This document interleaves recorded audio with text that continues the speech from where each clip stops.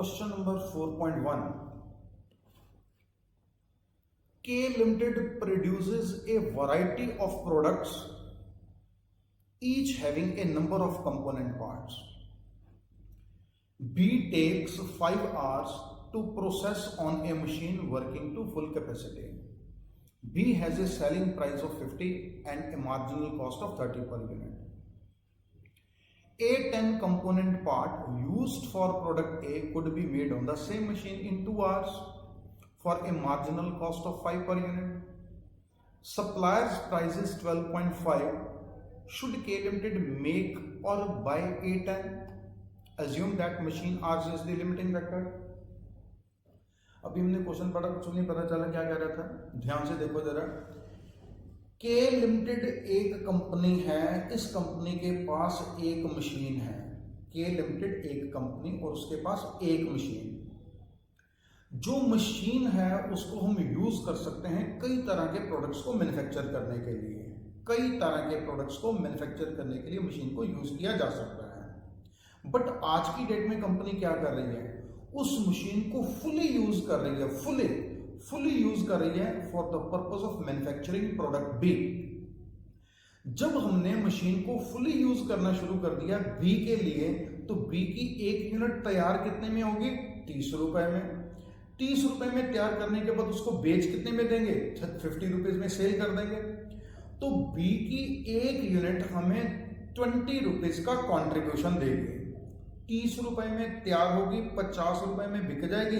इसका मतलब 20 रुपीज का वो हमें कंट्रीब्यूशन देगी एक यूनिट। और बी की एक यूनिट को बनाने के लिए हमें टाइम कितना लगता है? 5 घंटे लग जाते हैं। तो इसका मतलब क्या हुआ कि मशीन को यूज करके बी को बना के हम 1 घंटे के 4 रुपए अपने सेव कर रहे हैं। 4 रुपीज हम सेव कर रहे हैं। 30 की यूनिट बनाई, 50 की बेची, 20 बच गए 5 घंटों में। 5 घंटों में 20 बच गए, 1 घंटे के 4 रुपए बच गए और मशीन फुल कैपेसिटी पर यूज हो रही है। हमारा कोई और प्रोडक्ट है ए। उस प्रोडक्ट को मैन्युफैक्चर करने के लिए भी कई तरह के कंपोनेंट्स हम उसमें लगाते हैं, फिर ए की पूरी यूनिट एक तैयार हो जाती है। A10 एक कंपोनेंट पार्ट है जो ए फाइनल प्रोडक्ट में यूज होता है। A10 एक कंपोनेंट पार्ट है जो प्रोडक्ट ए में यूज होता है। इसी A10 कंपोनेंट को हम अपनी एग्जिस्टिंग मशीन के ऊपर मैन्युफैक्चर कर सकते हैं। कौन सी मशीन? जो मशीन आज की डेट में फुल कैपेसिटी पर काम करके प्रोडक्ट बी को मैन्युफैक्चर कर रही है।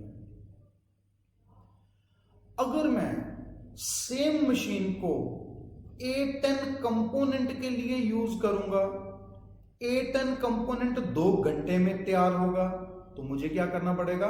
मुझे 2 घंटे के लिए बी की प्रोडक्शन को स्टॉप करना पड़ेगा। क्यों? क्योंकि अब हमने उसी मशीन के ऊपर A10 कंपोनेंट बनाना। जब मैं बी की प्रोडक्शन 2 घंटे के लिए नहीं करूंगा, तो उससे क्या होगा?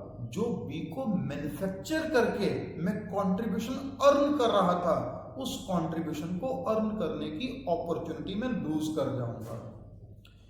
बी की एक यूनिट बनाने पर हमें 20 रुपए बचते थे, 5 घंटों में 20 रुपए बचते थे, 1 घंटे में 4 रुपए बचते थे, तो 2 घंटों में 8 रुपए हमें कंट्रीब्यूशन मिलता था। अगर मैंने बी को नहीं बनाया, तो इसका मतलब उन 2 घंटों में 8 रुपए का मेरे को सैक्रिफाइस करना पड़ेगा। क्यों? क्योंकि अब मैंने A10 बनाना है और A10 को बनाने के लिए मार्जिनल कॉस्ट कितनी होगी? 5 पर यूनिट। ये मार्जिनल कॉस्ट 5 पर यूनिट है हमारी एक्सप्लिसिट कॉस्ट। अगर मैं A10 बनाऊंगा तो मेरे को 5 रुपए अपनी जेब में से खर्च करने पड़ेंगे, तो इससे हमारे फंड्स का आउटफ्लो होगा। इससे हमारे फंड्स का आउटफ्लो होगा। तो एक तो 5 रुपए हमारी ये वाली कॉस्ट होगी। दूसरी तरफ क्या होगा? जो बी को ना बनाने के कारण 8 रुपए का हमारे पास 2 घंटे में रेवेन्यू आ सकता था, कंट्रीब्यूशन आ सकता था, उस कंट्रीब्यूशन को अर्न करने की अपॉर्चुनिटी लूज कर जाऊंगा। That is known as opportunity cost. तो इसका मतलब क्या हुआ कि इफेक्टिवली A10 को बनाने के लिए ₹5 की हमारी एक्सप्लिसिट कॉस्ट है और ₹8 की हमारी अपॉर्चुनिटी कॉस्ट है, रेवेन्यू फॉरगोन, जो हमने रेवेन्यू फॉरगो कर दिया बाय नॉट प्रोड्यूसिंग बी। इस तरह से अगर हम A10 कंपोनेंट खुद बनाएंगे तो वो हमें कॉस्ट कितना करेगा, ₹13 कॉस्ट करेगा, जबकि मार्केट से वो कितने का मिलता है, ₹12.5 का। तो इसलिए क्या करना चाहिए, हमें A10 ₹12.5, ₹12.50 का मार्केट से परचेज कर लेना चाहिए। देखने में क्या लगेगा कि हमारी प्रोडक्शन कॉस्ट है ₹5 और मार्केट से मिल रहा है ₹12.5 का, तो इसका मतलब हमें खुद बनाने में ₹7.50 का बेनिफिट हो रहा है, जबकि रियलिटी में क्या है कि उसको बनाने से 50 पैसे पर यूनिट का हमें लॉस हो रहा है, राइट। तो फाइनली फिर हमें क्या करना पड़ेगा, जो A10 कंपोनेंट है उसको खुद ना बना करके ₹12.5 का मार्केट से परचेज कर लें। तो अभी इस क्वेश्चन को जरा फास्ट ट्रैक मोड में देखते हैं कैसे हुआ। K limited is producing component B, each unit of B is sold for ₹50 और उसको बनाने में हमारी वेरिएबल कॉस्ट कितनी थी, ₹30। तो B की एक यूनिट ने हमें कॉन्ट्रीब्यूशन कितने का दिया, ₹20 का कॉन्ट्रीब्यूशन दिया। B की एक यूनिट को बनाने के लिए 5 घंटे लग गए, तो 5 घंटों में अगर हमें ₹20 का कॉन्ट्रीब्यूशन मिला तो एक घंटे में कितने का कॉन्ट्रीब्यूशन मिल गया, ₹4 का कॉन्ट्रीब्यूशन मिल गया। अब हम क्या करेंगे, इसी मशीन से B को अगर बनाना बंद कर दें और इसकी जगह हम क्या करें, A10 कंपोनेंट पार्ट्स को बनाना शुरू कर दें। Machine on which this B product is being produced is working to its full capacity. अच्छा ठीक है, वो तो उसने पहले बता ही दिया था कि मशीन फुल कैपेसिटी पर काम कर रही है। अगर हम इसी मशीन पर A10 कंपोनेंट बनाएंगे तो क्या होगा, अगर A10 कंपोनेंट बनाएंगे तो हमें B की प्रोडक्शन बंद करके A10 बनाना पड़ेगा।